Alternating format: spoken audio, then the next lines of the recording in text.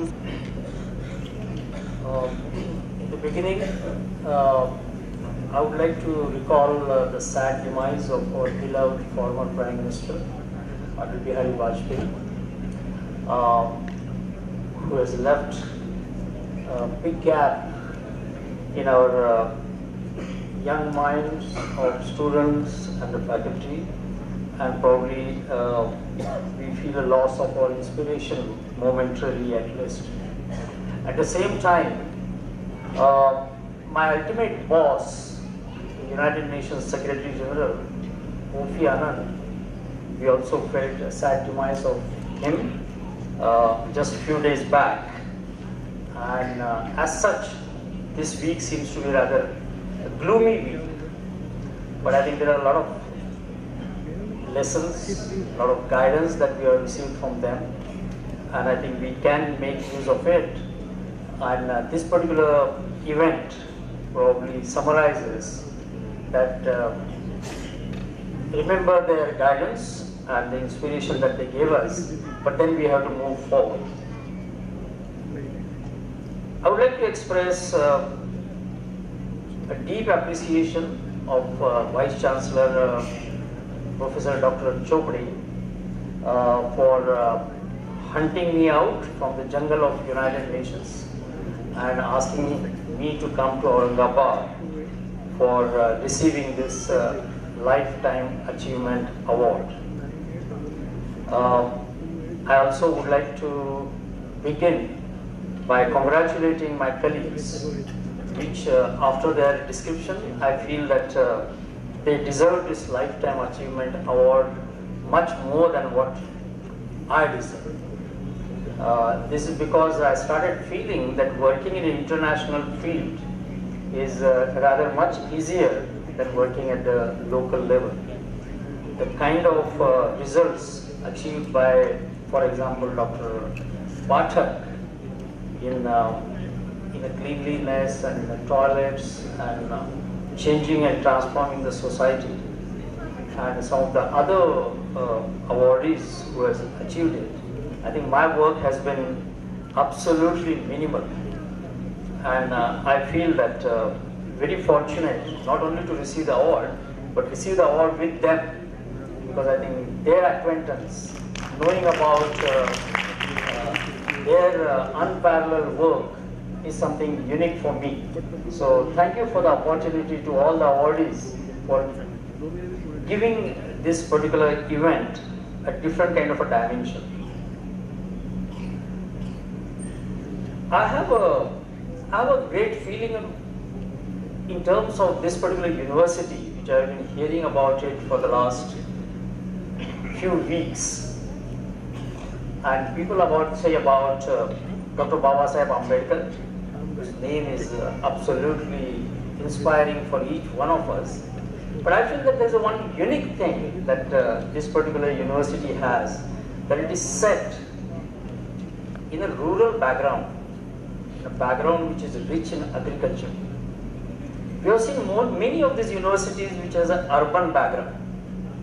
And we have these IT universities in Bangalore and Pune and Mumbai.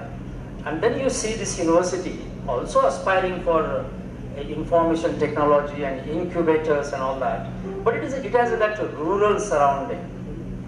And I feel this is an absolute distinction because of the reasons which I'm going to explain in the next about 5 minutes before I close. The important thing is the Lifetime Achievement Award, though it is given to the individual, it is given to all the mentors of that individual, all the friends and the supporters who have worked for them, for him, and the kind of happenings that made it sure that this particular man who is capable can do it.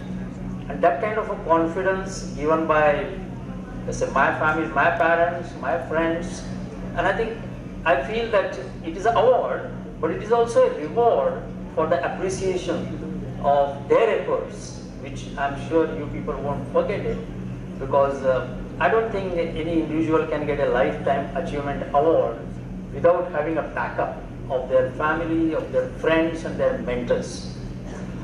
And with this kind of an background, I feel that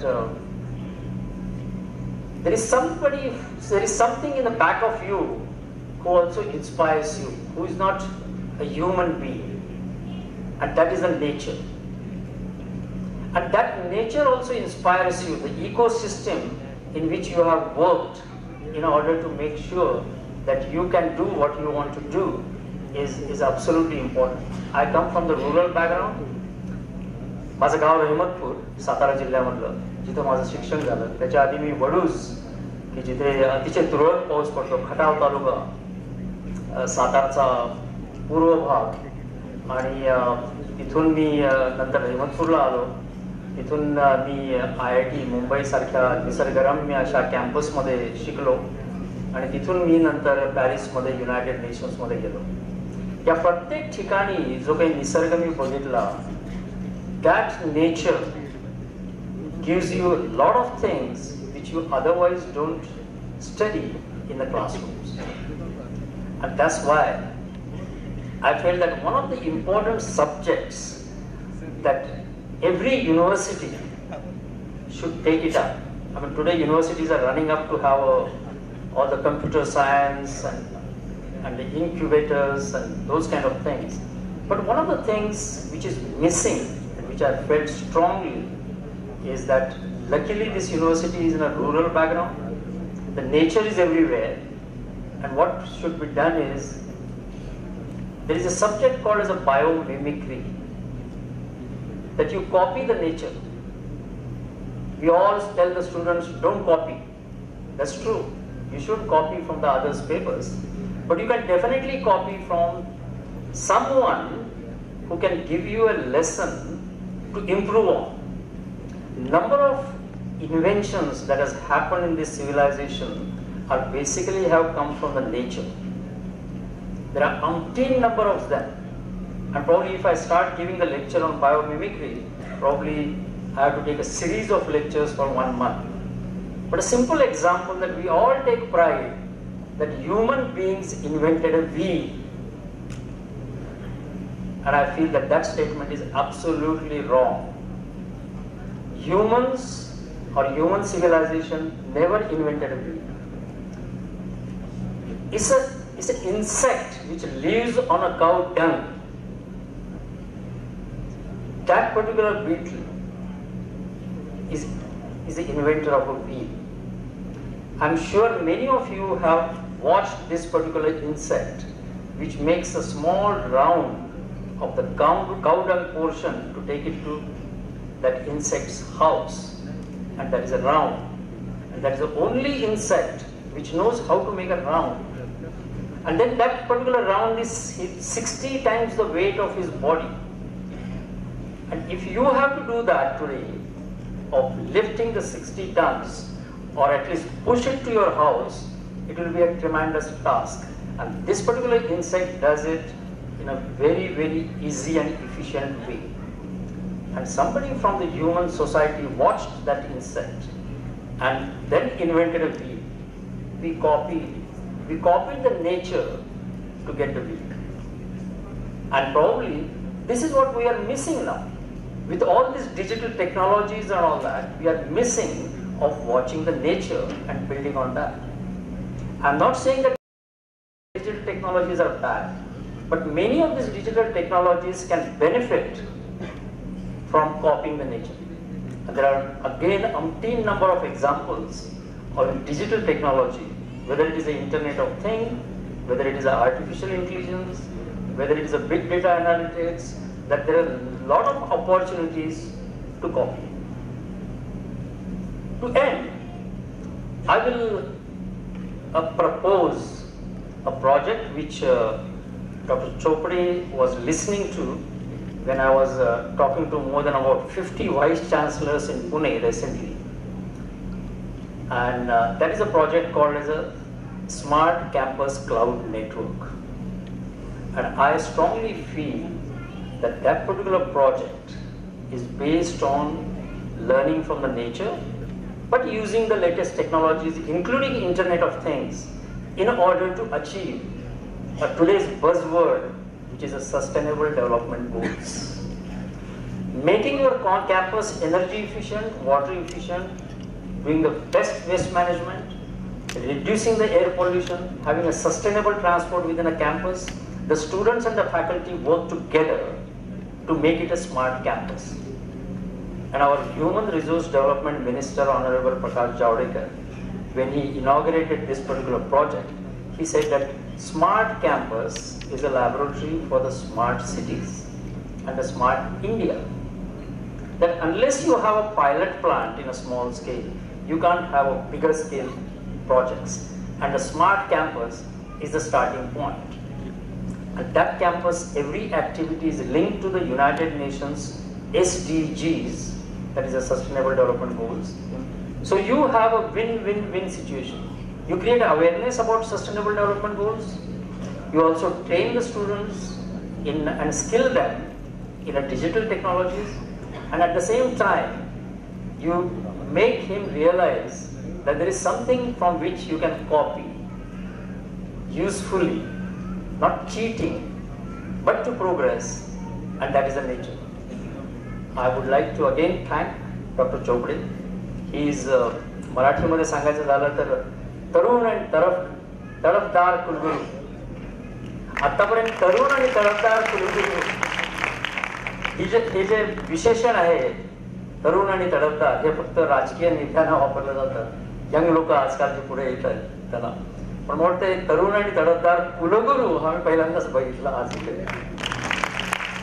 मला दुसरं शेवटी सांगावं असं वाटतं की जेव्हा doctor पाठक हे toilet टेक्नॉलॉजीवर social revolution करत होते, तेव्हा मी IIT बॉम्बेमध्ये शिकत होतो.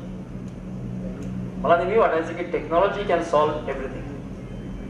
So you have a chemical technology, you have electronic technology, you have electrical technology, mechanical technology. But here I see an amazing thing which is called the social technology. And this I never heard before. But that social technology is not a textbook technology. He actually did it and made a social transformation for which I feel is something extremely inspiring for me. And a lot of lessons that we can learn. I attended so many classes in IIT, but I never attended this particular class and a few minutes of this talk, which was better than any class in IIT. And I was sitting with Sarpanch, Mr. Pere, and he was telling me, या सगळ्या देशामध्ये शेतकरी कोण आहे? म्हणजे ज्याचं आडनाव पेरे आहे त्यांनी विचारावं की ते कोण पेरणारं कोणी आहे की नाही. मला वाटतं ते स्वतः पेरणारे आहेतच, पण मला सांगावंसं वाटतं की मी शेतकरी आहे आणि जरी माझं एक छोटंसं ऑर्गॅनिक फार्म आहे आणि त्याच्यामध्ये मी बरंच काम करतो आणि ते लोकांना पण बरंच काही शिकवतो. तर मला असं वाटतं की युनायटेड नेशन्समध्ये येऊन लोकल काहीतरी चांगलं काम करावं आणि तुमच्या गावामध्ये कोणी ऑर्गॅनिक फार्मर्सचा ग्रुप असावा हे मला सांगावंसं वाटतं. पण इतके अवॉर्ड्स मी घेतले which I feel is a rewarding. But हे पहिलं अवॉर्ड आहे की जे मी एखाद्या छोट्याशा गावातल्या सरपंचाबरोबर बसून घेतलं. Thank you for this opportunity. Thank you too again to आपले कुलगुरू doctor Chopde for this opportunity.